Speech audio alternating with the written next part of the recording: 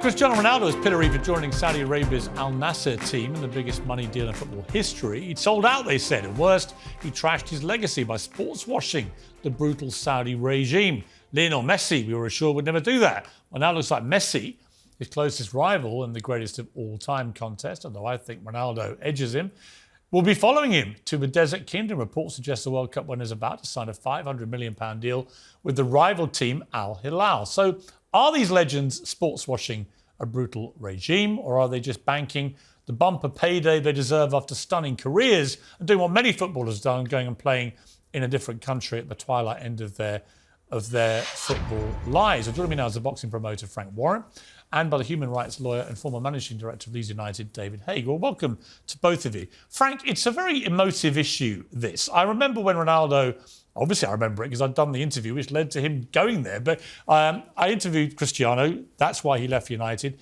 ends up going to Saudi Arabia. A lot of Messi fans mocking this, now probably having to eat their words, because it looks like Messi may be following Ronaldo because the money is simply stratospherically higher than these guys could get anywhere else in the world at this stage in their careers. Are they doing anything morally wrong?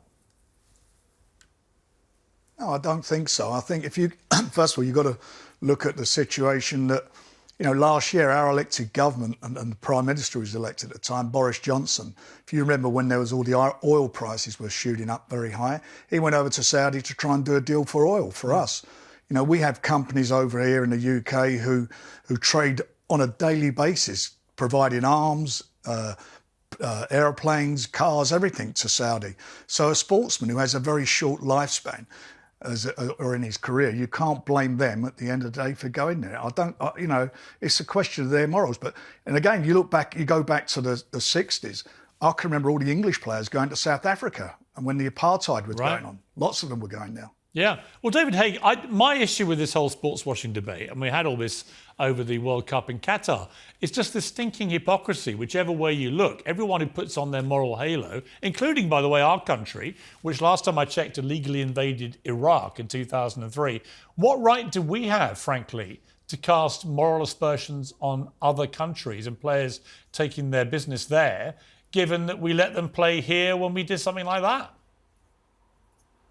Well, good evening, Piers. I mean, I certainly agree with you. There is an awful lot of human rights hypocrisy in football as well. When you look at how we deal with, for instance, Russians owning football clubs at the moment compared to Gulf dictatorships, and that's something that you see. And I agree with Frank when he says you can't blame people like Lionel Messi for going to these countries. But as a human rights lawyer, of course, I would want them to use the fact that they are going there to help improve the human rights records in those countries and cast a spotlight on the human rights abuses, of which there are many. But do you not think that people like Ronaldo and Messi, because of their global fame, and they're two of the most followed people on social media in the world, Ronaldo's number one, and I think Messi's number two on Instagram, that just by going there and living there and playing sport there, they cast an unbelievable light on these countries. We saw that with Qatar. And so, in a way, just by being there, these guys, with their profile, they do go quite a long way to highlighting other issues, don't they? They do. I mean, that's I think one of the benefits that you get from players going to countries like this, and from what we saw in the Qatar World Cup. But I think that's a smaller one. You've also got to, I think, look at the fact that the people that are being abused in Saudi and other countries, and how they feel. Because at the end of the day, we can debate this. Is Lionel Messi's football worth $500 million for a couple of years? That's not a commercial decision in terms of a football commercial decision. It's a decision by Saudi to effectively sports wash their human rights abuses. Well, actually, see, I take issue with that because I know a lot about the Ronaldo deal and everything. I don't really think that's what they're paying for. They're paying to grow football in Saudi, which we know from the Qatar World Cup how well a lot of football in that region is now going. There are teams like Morocco and others. They want to grow Saudi football to make them proper world players. I really don't think that their main reason for doing this and paying these guys all this money is to sports wash their regime or to somehow improve the world's view of their human rights. I think it's simply they want to make Saudi and other countries in the Middle East top of the world for putting on sport. I think it's, you know, it's absolutely true. Yeah. Let me bring in Frank. Yeah, Frank, you answer that one. Yeah, sorry, I feel that's right. It's not just football. I mean, they've invested very heavily in golf, Formula One, WWE. They've had boxing there, various sports, and it's all investment. I mean, to get someone to go there, you're going to have to pay them a premium at this stage until it becomes a destination, and that's a fact of life. But for example, the Formula One has paid off, hasn't it? They've got the whole world's eyes are on that, on big boxing events and so forth. Yeah, and I just think that from the a golf, pure, which is right, and from a pure football point of view, Frank, the Qatar World Cup, Saudi Arabia beat the world champions Argentina in the World Cup. They were the only team to do so. So there's no doubt that the quality of football, I know from Cristiano in Saudi, he's been very impressed by the general quality of the football there. And the fans are really fanatical.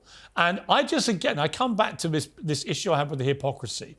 Once you put morality at the centre stage of where people can ply their trade in sport, well, where do you end up going? I mean, seriously, where do you end up going? I mean, David, you're a gay man. You know, and you've done a lot of good work in that area in terms of LGBT rights and so on. I think it was something like a quarter of all the teams in the World Cup finals came from countries which ban homosexuality, for example. Do you not have any tournaments in Africa, for example, at all, because of their record in individual countries on gay rights? In other words, it's complicated. It's not as easy as it may seem to people sitting here in England. Yeah, no, I agree with that. I think, like as I said at the start, you know, you've got considerable human rights hypocrisy, and I don't think it's not possible, and it's perhaps not the right thing to do to try and regulate individual players going to, for their retirement, whatever it may be, to whatever country. You're never going to be able to do that. There'll be more people doing it. There'll be more players.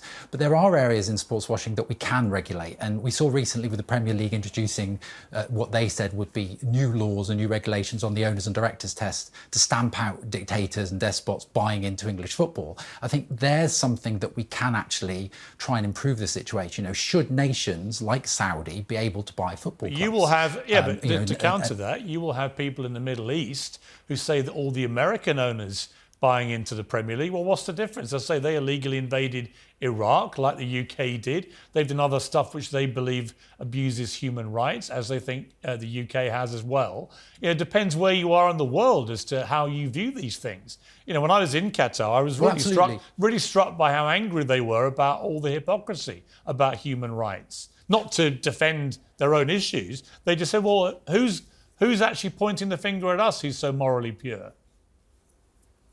I think that's the issue that you've got, and even how do you judge? And the Football League, the Premier League in England have said that they're going to decide whether or not someone is a human rights abuser on the basis of them being on our equivalent of the Magnitsky sanction list, and then you look at who's on it, and there's effectively no one that perhaps should be. So it's a very difficult thing to say who is a human rights abuser and who isn't, who's the judge and jury of that. So whether you look at sports washing in terms of buying football clubs or players going to these countries, it's very, very difficult. But one would hope that people that have a platform, I had a platform at Leeds and I tried to improve, inclusivity and diversity and LGBT rights in football 10 years ago.